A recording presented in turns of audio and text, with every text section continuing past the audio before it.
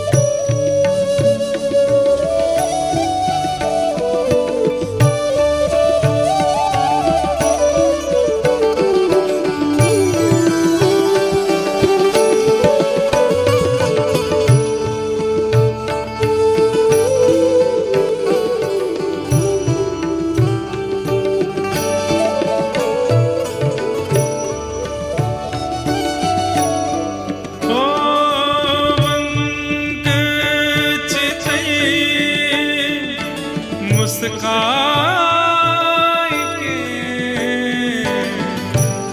सुंदर बदन दिखा, ओ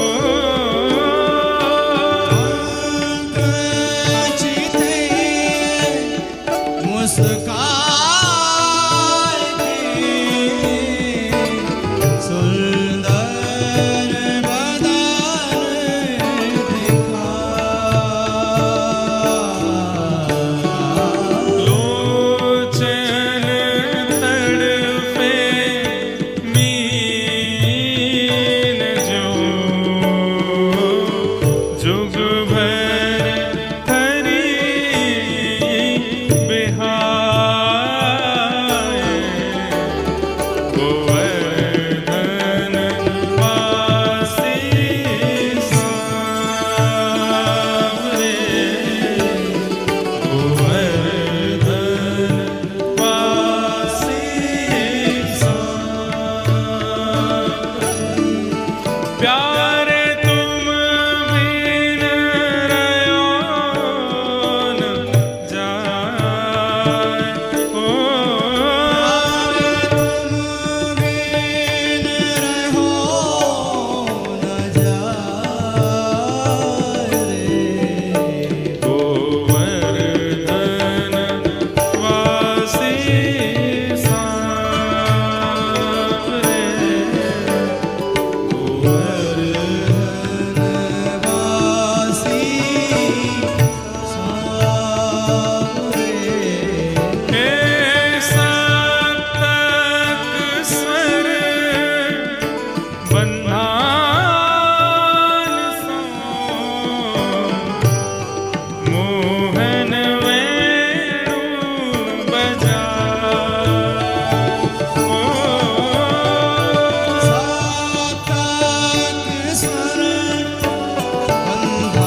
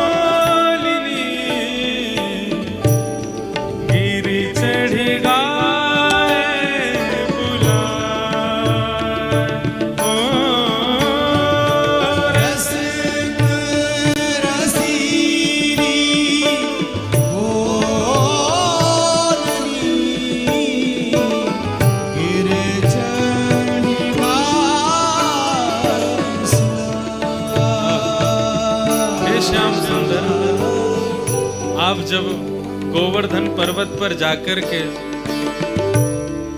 जगह जगह चल रही अपनी गैयाओं को एक संग बुलाते हो, कैसे बुलाते हो? सबके नाम ले ले करके बुलाते हो। अरे धूबरी गाय आजा, अरे श्यामा गाय आजा, अरे गोरी गाय आजा।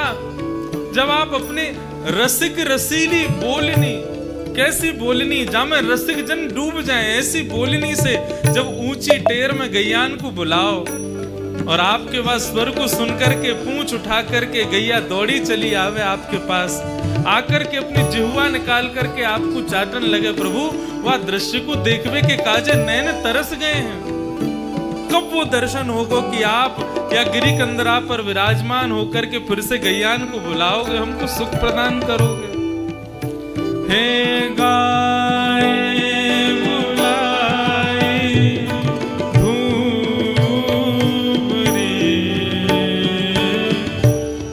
ऊंची टेर सुनाए,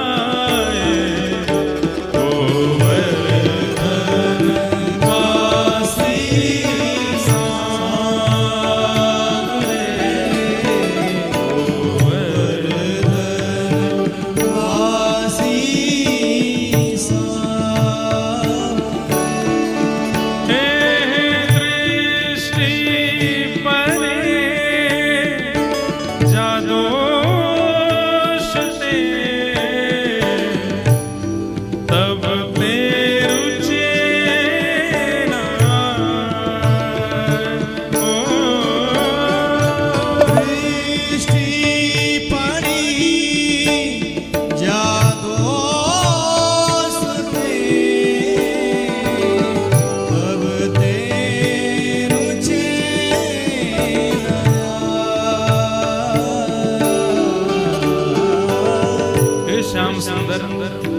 जब से आप इन नेत्रन से दूर गए हो तब से कोई भी वस्तु में हमारी रुचि खत्म जैसी है गई है।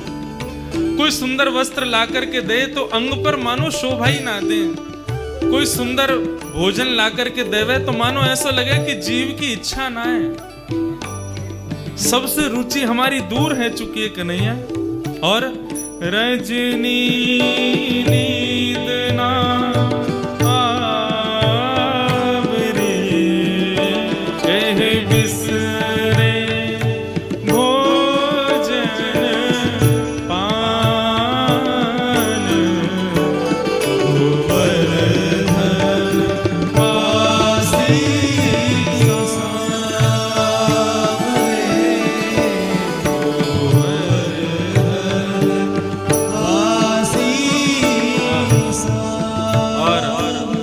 अगली पंक्ति तो इस पद के प्राण है। इस पंक्ति में सब गाना दर्शन को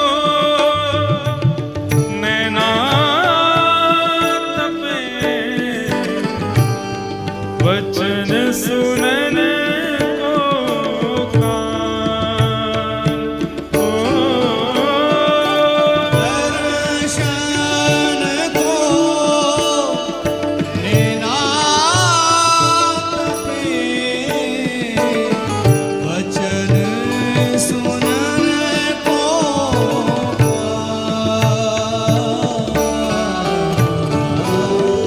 मिलवे को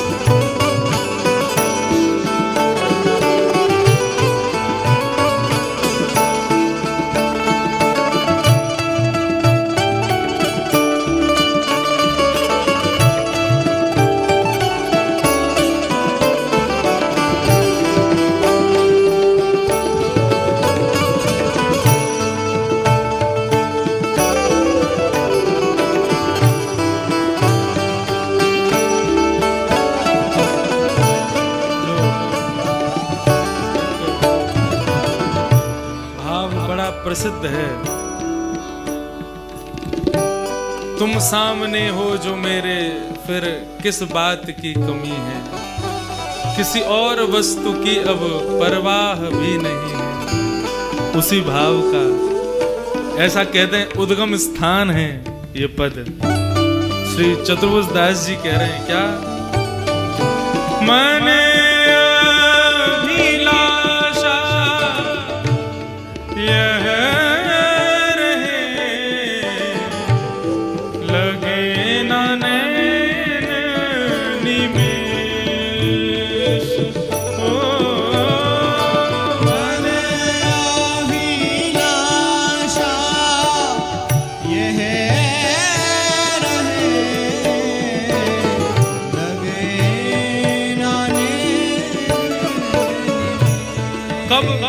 कब ये पलके ना गिरे, ओ एक टक देखूं आवते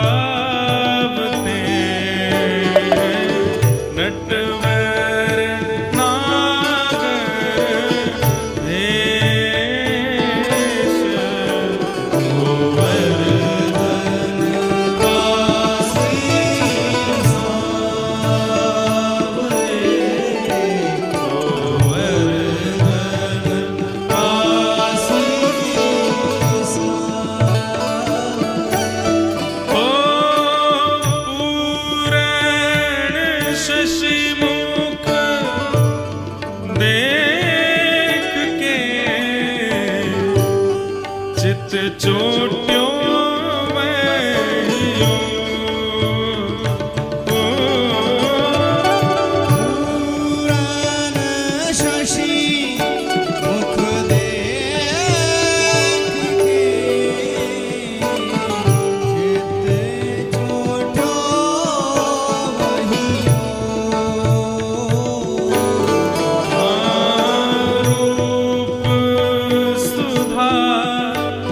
रस पान को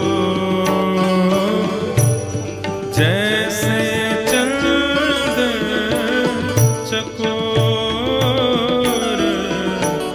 गोवर्धन वासी सावरे गोवर्धन वासी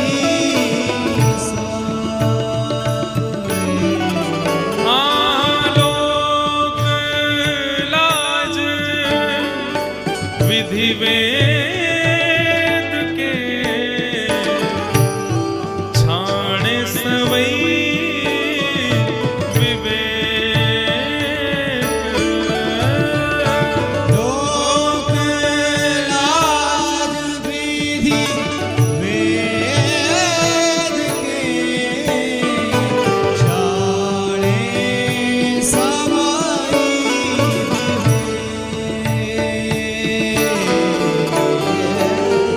कमल कली रवि जो भड़े छिन छिन प्रीति विशेष गोवर्धन वासी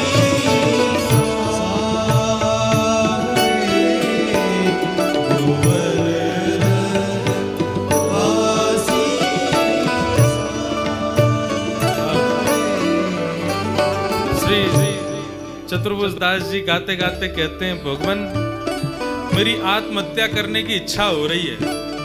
ठाकुर जी बोले राम राम राम राम, आत्महत्या करोगे? जघन्य अपराध पाप माना जाता है आत्महत्या। बोले अरे आत्महत्या साधारण रस्सी से लटक करके नहीं करनी है। बोले तो? बोले आपका जो रूप माधुर्य है ना, ये किसी रस्सी से कम नहीं है, इससे मेरा गला घोट दो भगवान। सही में यही शब्द कहे।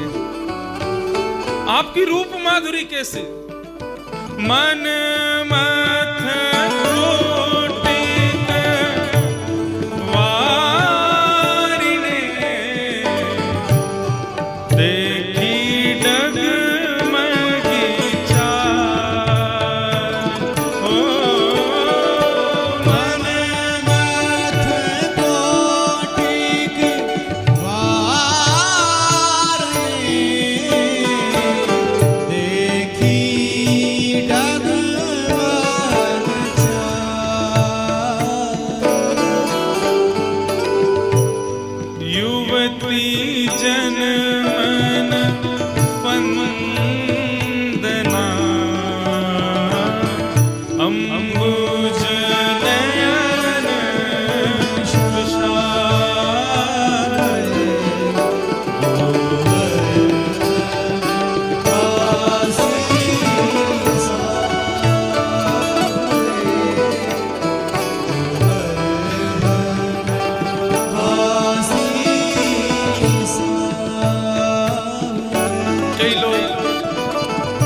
आपसे प्रश्न करते हैं, महाराज जी, लाल जी के नेत्र नीचे झुके क्यों रहते हैं? ठाकुर जी सदैव ऐसे क्यों निहारते हैं? आप इनके नेत्रों को ऊपर क्यों नहीं कर देते? नाथ द्वार में श्री जी बाबा नीचे नजर करके क्यों खड़े हैं? उसके पीछे कारण क्या है? बहुत कारण है। एक कारण ये बताया जाता, ठाकुर जी उसी को देखते हैं जो चरण में शरणागत हो। एक भाव ये बताया जाता है कि हम नीचे इसलिए देख रहे हैं, बोले हमारो काम उनसे है जो बेचारे नीचे पड़े हैं, उनको उठा रहे हैं या हमारे खोज रहे हैं, नीचे कोई पड़ो तो ना, या हमारे नीचे देख रहे हैं। एक भाव में अपने मन को ऐसा बताऊं कि लाल जी जब से वृंदावन छोड़ के गए हैं, सामने राजस्थान में विराज रहे हैं, दुनिया भर के दर्शनार्थी हमें, सो ठाकुर जी ने नीचे नजर कर ली है। क्यों? बोले इन दर्शनार्थी में यदि कोई ब्रजवासी आ गए और मैंने कहीं ब्रजवासी को देख लियो तो मेरो जावे को मन कर जाएगा। या हमारे ठाकुर जी नीचे नजर करके बैठे हैं, कहीं कोई ब्रजवासी दिख गया तो मेरे आंखन के आंसू रुक नहीं पाएंगे, मेरा मन करेगा कि मैं ब्रज में जाऊं। या हमारे ठाकुर जी नीचे नजर करके बैठे हैं। लेकिन वास्तविक भाव क्या है? बोले ठाकुर जी ने अपने नेत्र नीचे यूं कर रखे हैं, बोले कि लोगन में सामर्थ्य ना है मेरे कटाक्ष को सहन करवे के। यदि मैंने ऊंची नजर करके कोई को देख लियो तो सामने खड़ो भयो, कहीं मूर्छित नहीं है जाए, कहीं वाको जीवन यही नष्ट नहीं है जाए, यही अंत नहीं है जाए। इसलिए ठाकुर जी नीची नजर करके हम पे कृपा कर रहे हैं। बोले इन नेत्रन से ब्रज की गोपी ना बच पाई, इन नेत्रन के कटाक्ष से ब्रजवासी ना बच पाए, पूतना अघासुर बकासुर जैसे राक्षस ना बच पाए, तो सामान्य मानव कैसे बचेगा? सो ठाकुर जी ने अपने नेत्र नीचे कर लिए। बोले जाकू सच में कटाक्ष पावे की इच्छा होएगी, वो चरणन में आवेगो, वाकू कटाक्ष मिल जाएंगे, लेकिन मैं सबको अपने कटाक्षन से घायल ना कर सकूं। या हमारे ठाकुर जी नीचे नजर करके खड़े। मनमथ कोटिक वारिणे देखी डगमगी चाल। हे कन्हैया, जो तुम बाकी अदा से चलो ना, तो वह चाल को देख करके ऐसा लगे कि मैं तुम्हारे ऊपर करोड़ों करोड़ों सूर्य चंद्रन की नौछावर दे दूं। इतने प्यारे लोगो कृष्ण। युवती जनमन फंदना, ये जितनी भी ब्रज की गोपी हैं, इन सबन के गले में तुमने एक फंदा डाल रखो। काहे को?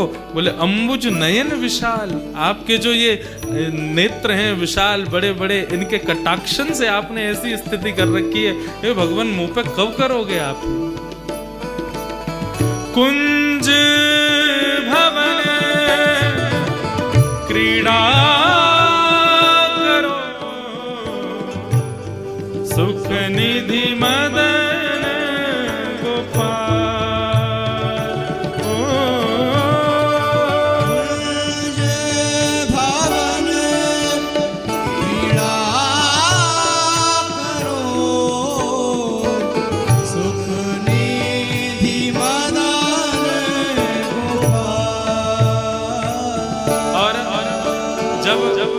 आप कुंज में क्रीड़ा करो ना, तो वह कुंज को एक पुष्प मोकू बना दियो। श्री चतुर्भुज दास जी कह रहे हैं वह को एक पुष्प मोकू बना दियो। ठाकुर जी बोले क्यों? वह कुंज को पुष्प क्यों बनना है तो को? चतुर्भुज दास जी कह रहे हैं हम वृंदावन मालती तुम भोगी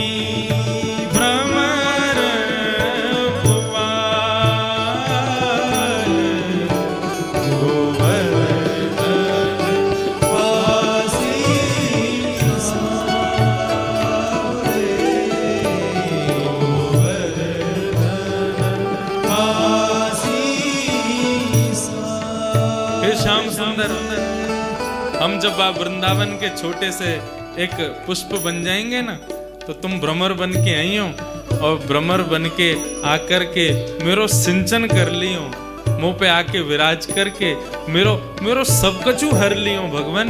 मैं या मारे वा कुंज को एक छोटो सा पुष्प बनना चाहूं। यह रट लागी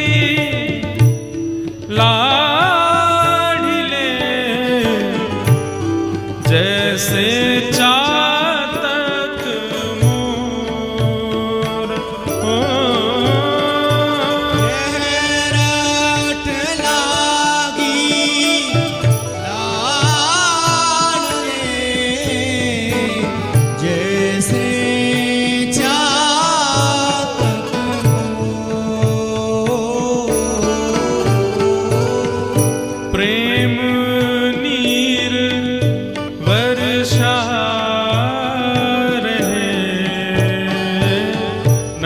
घन नंद किशोर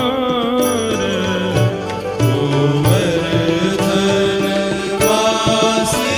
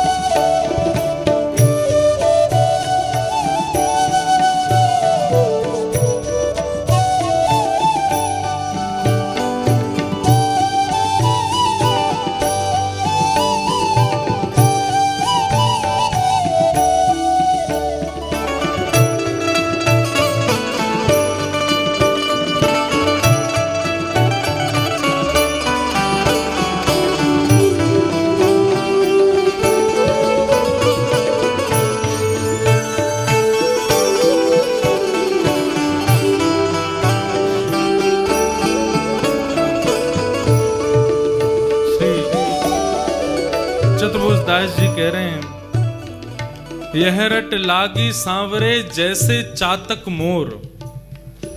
चातक पक्षी जो होता है ना, वो जब बोलता है तो उसके मुख से आवाज का जो स्वर होता है ऐसा सुनने में लगता है बोल रहा हो प्यासा हूं प्यासा हूं प्यासा हूं। जब चातक बोलता है तो ऐसा लगता है कोई कह रहा है प्यासा हूं। जब वो चिल्लाता है तो बाकी के पक्षी उसको बड़ा डांटते हैं, पूरे दिन चिल्लाता रहता है प्यासा हूं प्यासा हूं प्यासा हूं।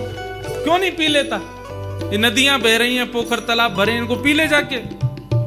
चातक कहता है नदियों से मेरी प्यास नहीं बुझेगी। ये जो पोखर तालाब जिनसे तुम अपनी प्यास बुझाते हो उससे मेरी प्यास नहीं बुझेगी। तो बोले कैसे प्यास बुझेगी?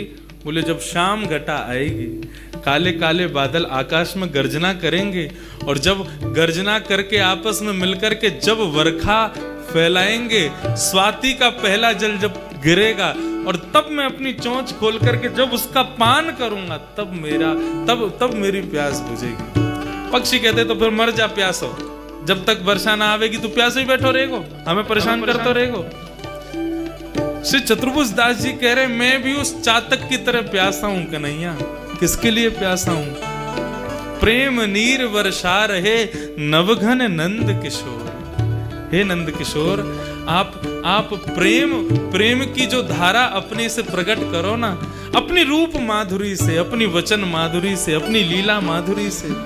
वही हमारे लिए वो नीर है जहाँ हमारी प्यास बुझे, जहाँ हमारी तृष्णा मिटे, जहाँ हमारो सब कष्ट दूर रह जाए। हे कन्हैया, आकर के वाकू वर्षाओ ना, हम प्यासे हैं कन्हैया, हमारी प्यास बुझाओ ना। हमारी तृष्णा विचलित है रही है कन्हैया, वाकू तृप्त कर दो। तब अंतिम भाव कहते हैं, युग युग अविचल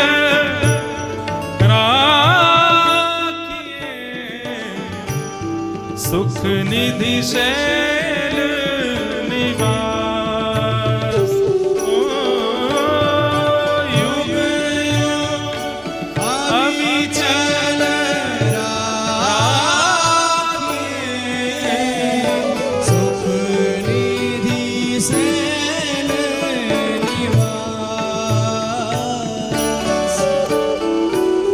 श्री गोवर्धन रूप पे